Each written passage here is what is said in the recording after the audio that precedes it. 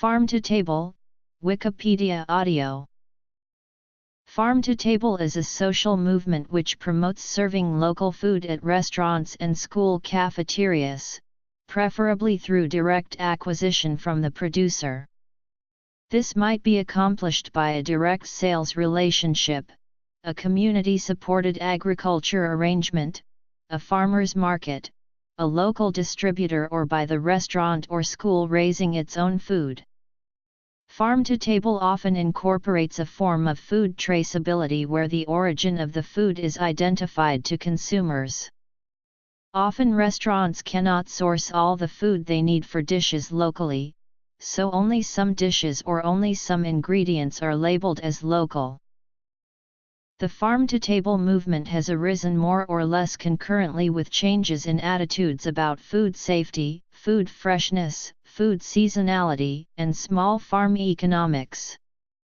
Advocates and practitioners of the Farm to Table model frequently cite the scarcity of fresh, local ingredients, the poor flavor of ingredients shipped from afar, the poor nutritional integrity of shipped ingredients, the disappearance of small family farms, the disappearance of heirloom and open-pollinated fruits and vegetables, and the dangers of a highly centralized food growing and distribution system as motivators for their decision to adopt a more locavore approach to the food system.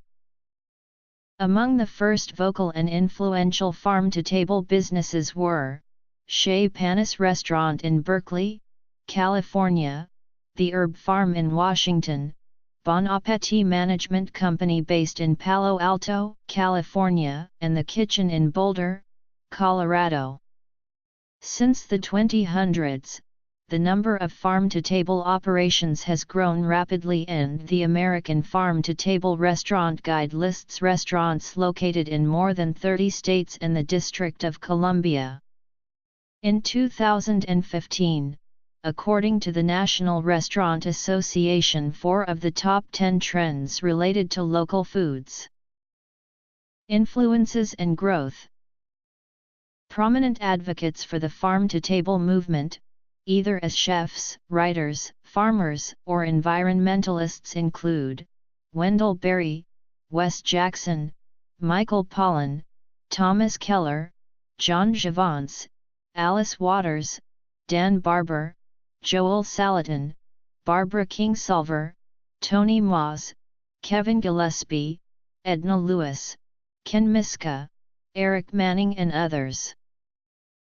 Investigations by journalists at the Tampa Bay Times and San Diego Magazine found widespread fraud in the claims made by area farm-to-table restaurants about where the food they were serving came from.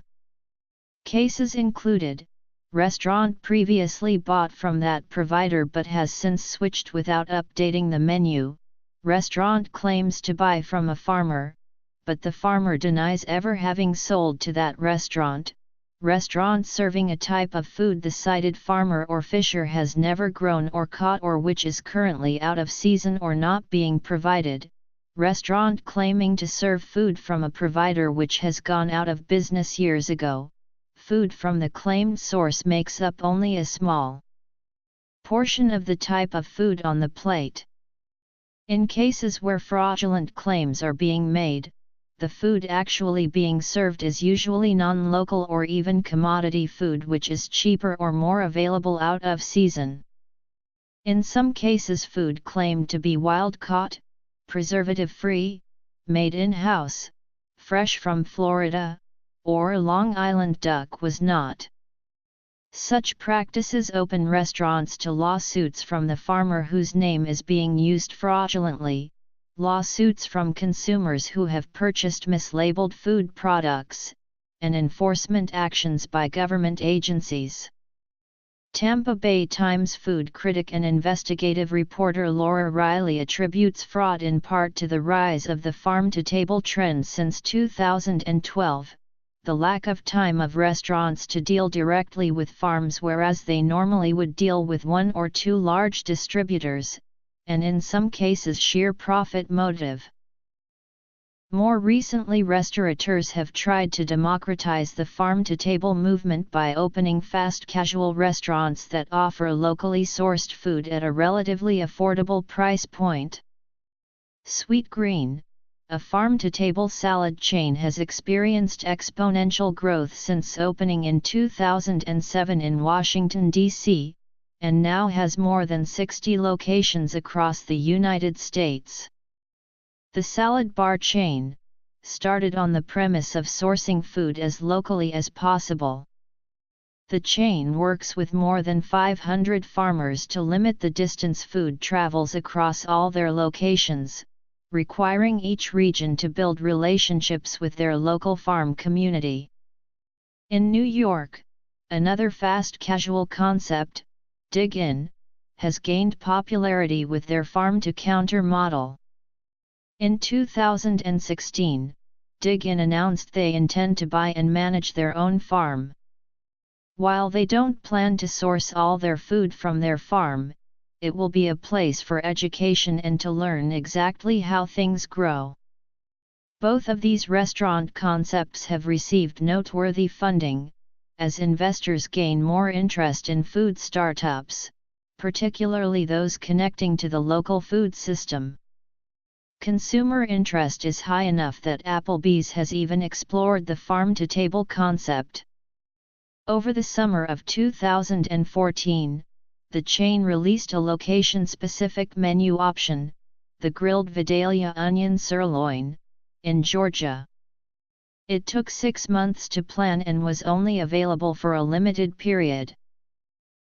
Despite the growth in the farm-to-table restaurants, the movement has been met with some criticism. Critics argue the interest in knowing where your food comes from and ensuring it is locally sourced is just another food fad for millennials.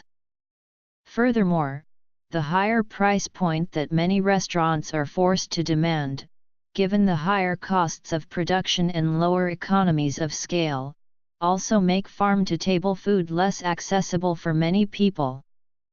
The movement was originally tied to tree-hugging elitists, who were able to afford farm-to-table food.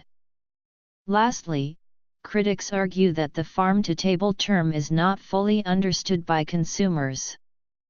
For example, foods advertised as farm-to-table are considered healthier regardless of actual nutritional content. Fraud. Fast casual meets farm-to-table. Criticism.